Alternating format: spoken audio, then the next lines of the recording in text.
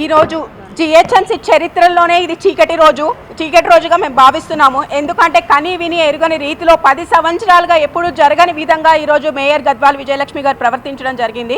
BRS corporator BRS కండువ మీద గెలిచి ఈ పార్టీ గుర్తు మీద గెలిచి ఈరోజు ఆవిడ మేయర్ మా సంఖ్యతో మేజర్ సంఖ్య మా బీఆర్ఎస్ పార్టీ కార్పొరేటర్స్ది అలాగే మా ఎక్స్ అఫీషియో మెంబర్స్ది ఉంది.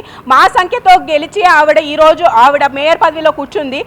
అది ఎందుకు కేవలం మేము బడ్జెట్ని కాదు, బడ్జెట్ తర్వాత మాట్లాడదాం, ప్రజా సమస్యల మీద ముందు మాట్లాడదాం. క్వశ్చనర్ స్టార్ట్ చేయండి మేడం, మేము క్వశ్చనర్ తర్వాత బడ్జెట్ గురించి మాట్లాడదాం. ఎందుకంటే బడ్జెట్లో చాలా అవకతవకలు ఉన్నాయి. గత సంవత్సరం పాలనలో కాంగ్రెస్ పాలనలో ₹1 బడ్జెట్ కూడా ఏ వార్డుకి కూడా నిధుల్ని శాంక్షన్ చేయలేదు. ప్రతి ఒక్క రిప్రజెంటేషన్ ఏదైతే మేము మా వార్డుల తరఫు నుంచి కార్పొరేటర్స్, గౌరవ కార్పొరేటర్స్, జోనల్ కమిషనర్ కానీ, కమిషనర్స్, డిప్యూటీ కమిషనర్ కానీ కమిషనర్ గారికి ఇస్తున్నా కూడా అవి తిరిగి పంపిస్తూ ఉన్నారు ఫైల్స్ ఈరోజు. కాబట్టి ఏ ₹1 నిధుల్ని కూడా ఏ ఒక్క వార్డుకి కూడా మంజూరు చేయలేదు. కాబట్టి గత సంవత్సరంలో జరిగిన బడ్జెట్ ఏదైతే ఇచ్చారో అది ఎక్కడ పెట్టారు, ఎవరికి ఇచ్చారు, అసలు ఆ బడ్జెట్ని ఎలా ఉపయోగించారు, ఎలా వినియోగించారో వాటి డీటెయిల్స్ మాకు కావాలి. కాబట్టి దానికి చర్చకి చాలా టైం తీసుకుంటుంది. ముందు క్వశ్చనర్స్ స్టార్ట్ చేయండి. ఎందుకంటే ప్రజలు చాలా సమస్యలతో ఇబ్బంది పాలు అవుతున్నారు, సమస్యల్లో ఉన్నారు. ప్రతి ఒక్క దాంట్లో ప్రతి ఒక్క డిపార్ట్మెంట్లో సమస్యలు ఉన్నాయి. కేవలం స్ట్రీట్ లైట్స్ మీరు ఈరోజు చూసుకుంటే షేర్లింగంపల్లి జోన్లోనే 20,000 లైట్లు పనిచేయట్లేదు ఈరోజు స్ట్రీట్ లైట్స్ నుంచి చూసుకుంటే మస్కిటో ఫాగింగ్ కావచ్చు, చిన్న చిన్న శానిటేషన్ వర్క్స్ కావచ్చు. ఈరోజు ఎక్కడ పడితే అక్కడ చెత్తా చెదారు పేరుకుపోతున్నాయి. డస్ట్బిన్ ఫ్రీ సిటీ అని మనం తీసుకొచ్చాము. బీఆర్ఎస్ పార్టీ ఎప్పుడైతే మనం అధికారంలోకి వచ్చామో, తెలంగాణ రాష్ట్ర ప్రభుత్వం ఏర్పడ్డాక మనం డస్ట్బిన్ ఫ్రీ సిటీ అని చెప్పి మనం డస్ట్బిన్స్ అన్ని తీసేసి వేరే ఒక సంస్థ తీసుకొచ్చి దానికి ఒక థర్డ్ పార్టీ ఆర్గనైజేషన్ చేసి మనం ఇప్పటి వరకు సిటీని నీట్గా ఉంచుకోవడం జరిగింది. కానీ ఇప్పుడు అదే ప్లేస్లో మళ్ళీ చెత్తా చెదారు చేరిపోతున్నాయి. స్వచ్ఛ ఆటోస్ ఇంటింటికి వెళ్ళట్లేదు. ఒక్క శానిటేషన్ వర్కర్ కూడా సరిగ్గా పనిచేయట్లేదు.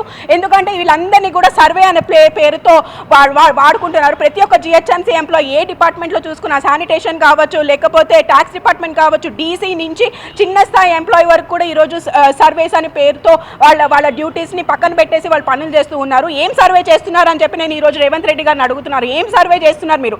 ప్రజాపాలన అన్న పేరుతో ప్రజాపాలన అప్లికేషన్స్ అని ప్రజల్ని లైన్లో నుంచోబెట్టారు. 6 గ్యారంటీలు అని చెప్పారు. 6 గ్యారంటీలు ఒక్క గ్యారంటీ కూడా అమల్లోకి తీసుకురాలేదు. ఈరోజు మహిళలకి ₹2,500 మహిళా భృతి ఇస్తా అన్నారు. ఏ మహిళకి ఇచ్చావు ఇప్పుడు వరకు? 200 యూనిట్లు ఫ్రీ కరెంట్ ఇస్తా అన్నావు. ఎవరికి ఇచ్చావు 200 యూనిట్ ఫ్రీ కరెంట్? పేరుకు మాత్రమే ఒక ఊరికే నామకే వస్తే ఒక నెల రోజులు ఇచ్చావు, 2 నెలలు ఇచ్చావు. మా డివిజన్లకి రా, మా వార్డులకి రా, మా వార్డులకు వచ్చి చూడు ఎవరికి వచ్చిందో. ప్రతి ఒక్కళ్ళు కూడా అడుగుతున్నారు. మీరు ఇంకా కార్పొరేటర్లే కదా మేడం, మీరు మా సమస్యలు మీరు తీర్చాలి అంటున్నారు. మేము ఎలా తీర్చాలి? అధికారులు మాకు స్పందించకపోతే స్పందించే విధంగా మీరు వారికి కనీసం అవకాశం కూడా ఇవ్వట్లేదు. ప్రతి ఒక్క అధికారికి ఎవరికి ఫోన్ చేసినా మేము సర్వే బిజీలో ఉన్నాం. ప్రజాపాలన అప్లికేషన్స్ అయిపోయినాయి, సగం రోడ్డు పాలన అయిపోయినాయి. ఆ ప్రజాపాలన అప్లికేషన్ సగం వరకు ఆన్లైన్ చేయలేదు.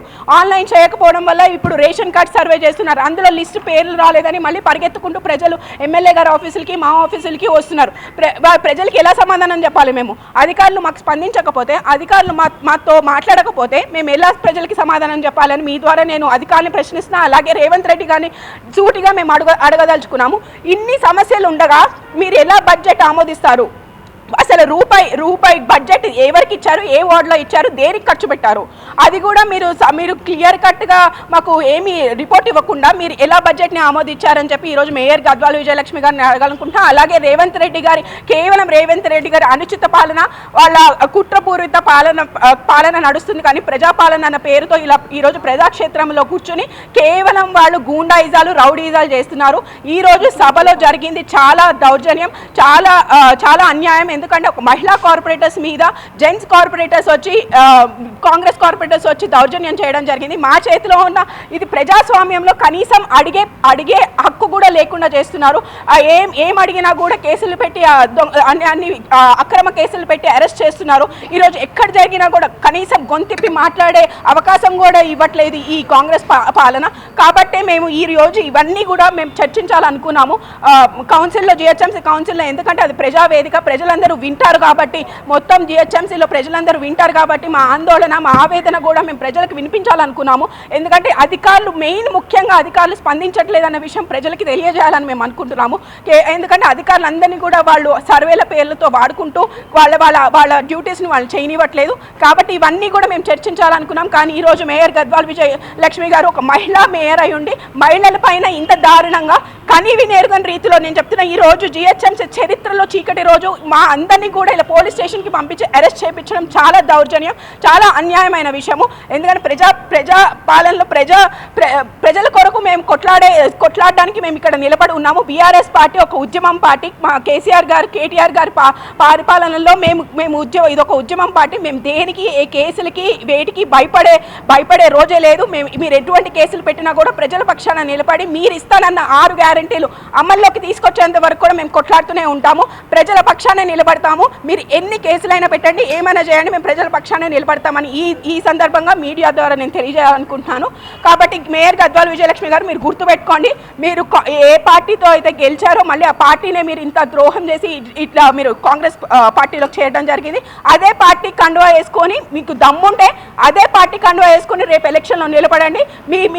మీకు సమాధానం ప్రజలే చెప్తారని ఈ సందర్భంగా మీ ద్వారా ఆవిడకి కూడా సందేశం ఇవ్వాలనుకుంటున్నాను. Thank you.